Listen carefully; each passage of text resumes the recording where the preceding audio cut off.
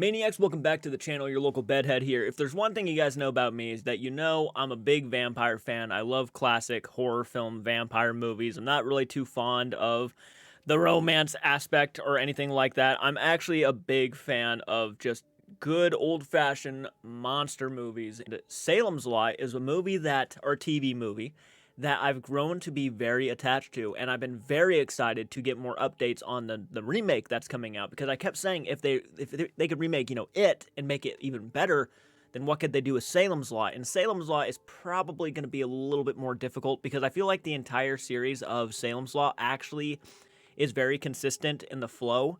You know what I mean? Like, the pacing's a bit better than the original It, where like part 1 is amazing and then part 2 is like a giant downgrade, but Salem's Lot kind of kept that weight going the entire time. But they apparently dropped our first look, like images of the film, and I want to go ahead and jump into that and take a look. And if you guys know something about me, is that if I'm not talking about paranormal or creepy things, I'm a big horror movie enthusiast. I don't know if you can tell by looking at the background, but I'm a big horror movie enthusiast. So let's go ahead and take a look at what we got for Salem's Lot, the remake. And I'm going to read off of Bloody Disgusting. It's normally the website I go to. But it looks like we got our first image of a vampire right here. That's a pretty unsettling image, I got to say, of obviously a vampire in the window.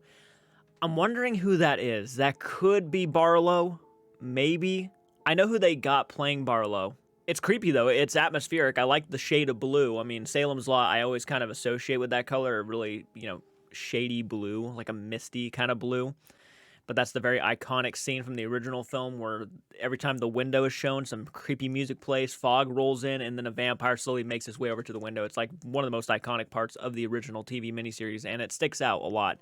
When people talk about some of the scariest moments in horror film history, Salem's Lot is one that gets mentioned a lot.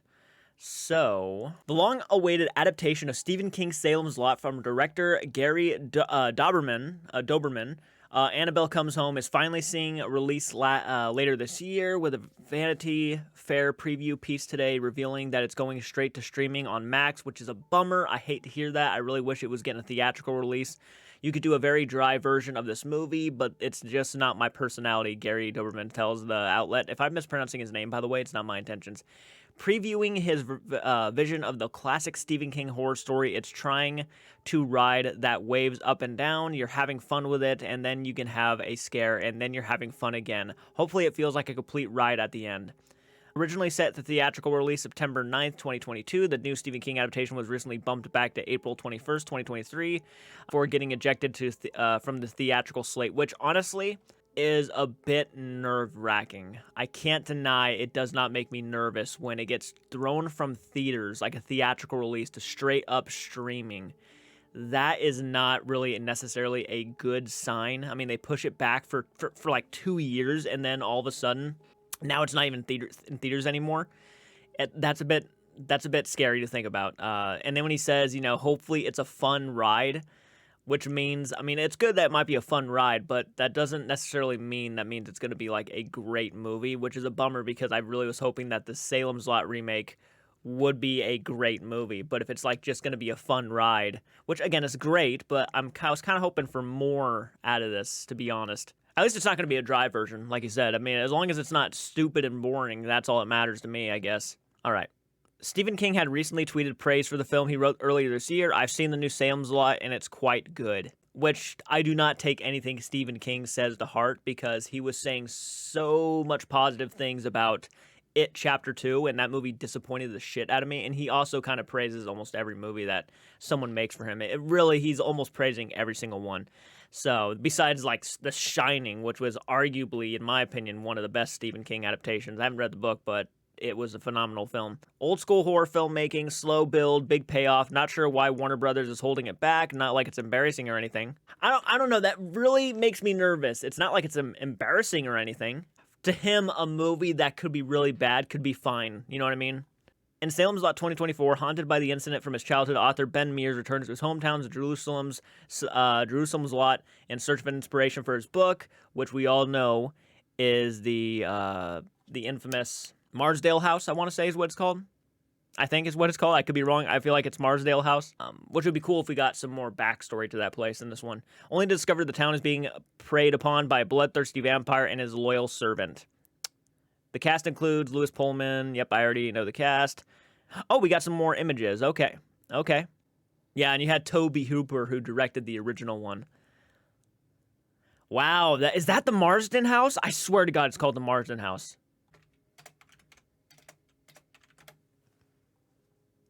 Marston House. The Marston House. Gotcha. Marston House. Look at that place. It actually does not look that far off. Even the staircase is kind of similar to the TV movie. It looks good. It looks good. It looks creepy, but it's not like overly creepy, kind of like that It house was. I don't think it's necessary to make it that creepy. Sometimes the stories behind a house are what make it more creepy than the look of the house. So I actually dig the way it looks. It's not overdone.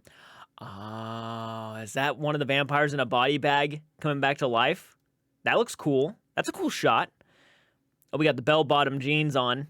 I just noticed. Wow. I'm digging it. The pastor. Is the pastor going to have more of a role in this movie? Because, yeah, they have him on the poster or these pictures and everything. Normally, he shows up in, like, one scene. Oh, this must be the... Oh, okay, okay. I'm putting it together. I'm putting it together. That must be Barlow's hand right there, wrapped around his face. And then we got this. Can I even zoom in? It's very hard to make out. If I had to guess, I would say that's probably Barlow. The old business suit. He's creepy looking. He's creepy. I'm glad they went with a different look for Barlow. If that is him, I don't know if that's him. Normally, I'm pretty sure it was... Well, maybe it might be a little kid. It's hard to tell. It really is not... Like, he looks like an older guy from this distance. All you can see is his eyes lighting up. And this, like, you know, funeral-looking suit on.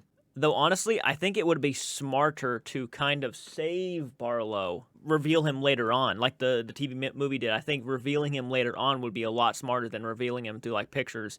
So far, I'm completely okay with what I'm seeing. The images alone look really good. Like, the coloring and the lighting look really good. It's just, I gotta be frankly honest with you, me hearing about the pushbacks and the non-theater release anymore, no theatrical release, and straight to streaming is honestly making me a little bit nervous. Even Stephen King kind of saying that he doesn't understand why they're doing this makes me kind of think maybe they're seeing something about the movie that they know won't be a big hit, which is unfortunate. I hate hearing it. But yeah, look at the Marston house, man. That's a cool looking house. No, he kind of looks younger. That might be the kid. Actually, it is the kid because he's hovering. I see it now. I see it now. Actually, if you look, you can see he's hovering above. He's hovering above the window. He looks a lot smaller here, and you can actually see a full set of hair. I think that's the kid. Wow, that's a creepy looking image. Actually, it took me a second to realize because it's so dark. But if that's that's gonna be cool, man. It's gonna be cool to see that scene recreated. Okay. But again, I'm a little nervous. Obviously, I think a lot of people are probably nervous for this release. I'm hoping for the best. I'm hoping that if it does, you know, when it does get released on streaming, that we actually get blown away by how well it is and that it becomes like the #1. It is unfortunate because I think a lot of people were really hoping to go see another Stephen King adaptation in theaters. But let me know what you guys think in the comment section. Are there any images that really stood out to you?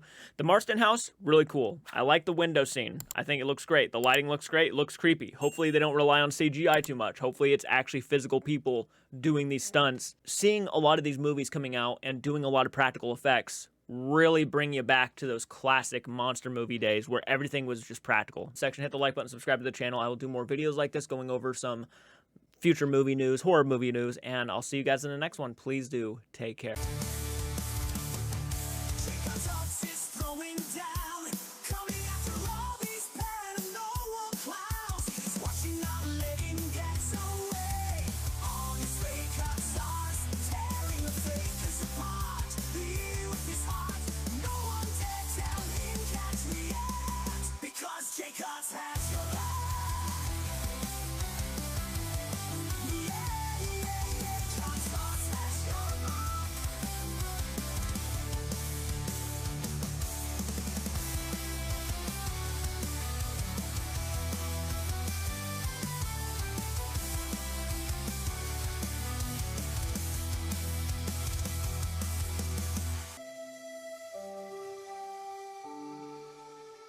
Cut socks throwing down.